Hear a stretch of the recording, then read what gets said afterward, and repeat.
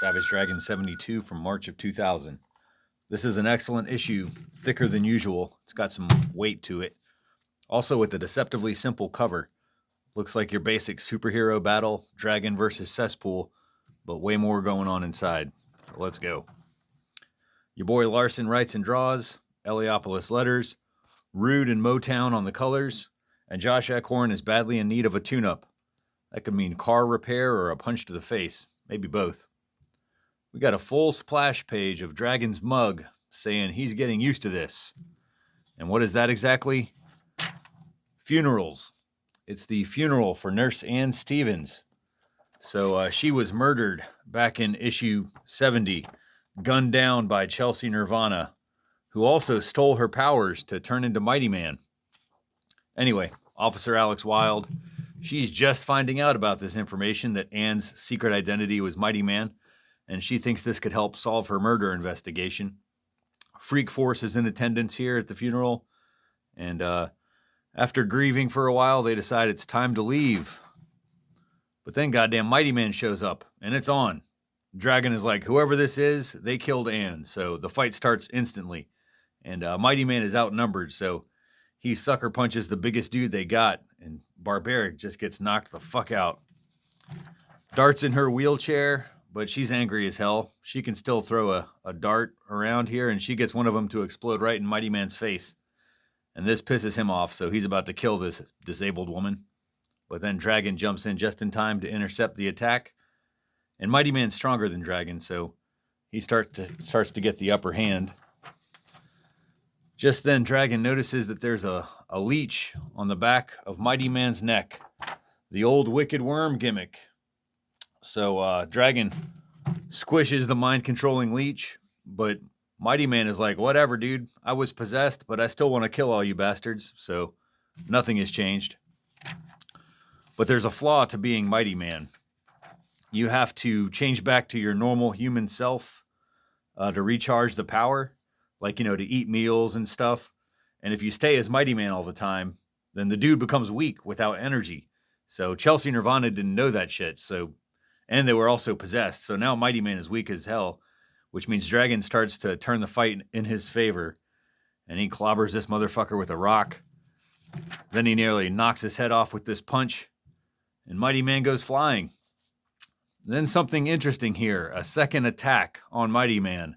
Some kind of explosion of energy. And Dragon is just shocked by what has occurred. Dart has taken the Mighty Man power for herself while they were knocked out. She's quick for being in a wheelchair and very opportunistic.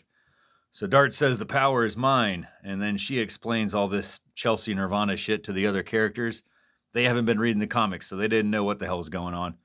But now Dart is Mighty Man, and this is great because as much as we all loved Ann, she was a civilian, so she had like 0 combat skills. So now that Mighty Man is under the control of someone who's like a trained fighter, like Dart, she can kick a lot of ass, so that's exciting.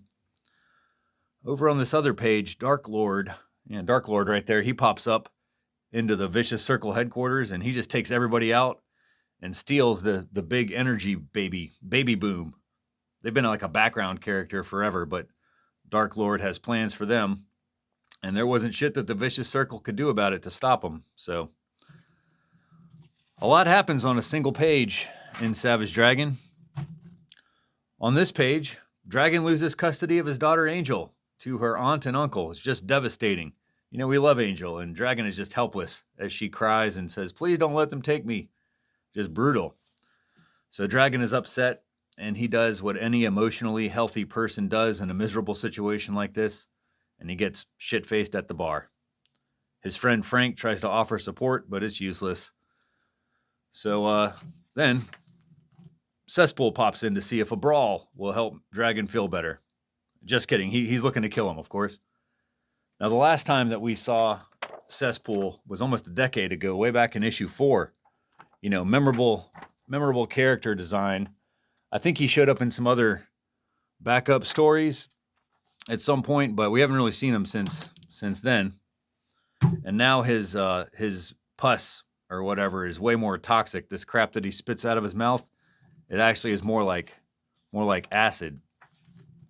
and he blasts the dragon in the face with his shit and leaps at him.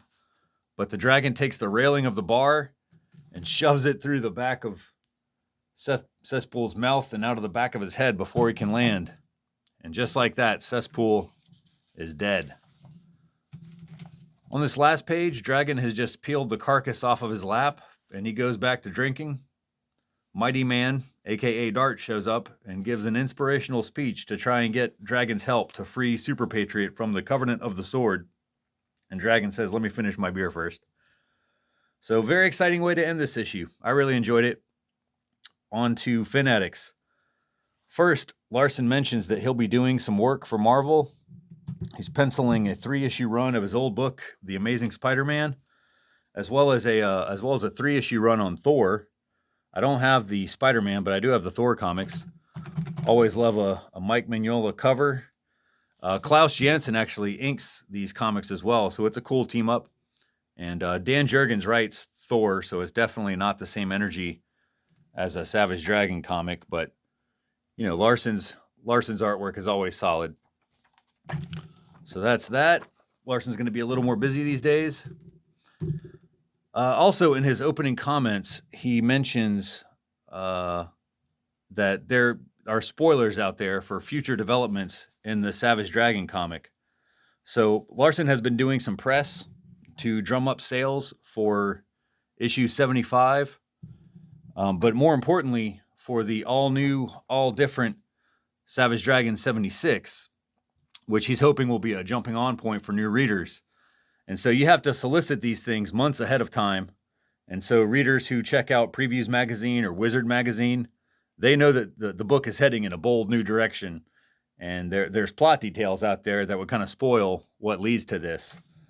Anyway, Larson warns the Fanatics that he won't print their letters if it has spoilers in there. So this was a particularly excellent issue of the letters page here. Just strong reactions to issue 70 and the death of Ann Stevens. Some smart questions and some great replies by Larson. You get some insight into the evolution of the comic and the more mature content, as well as his thoughts on the conventions that he's been going to.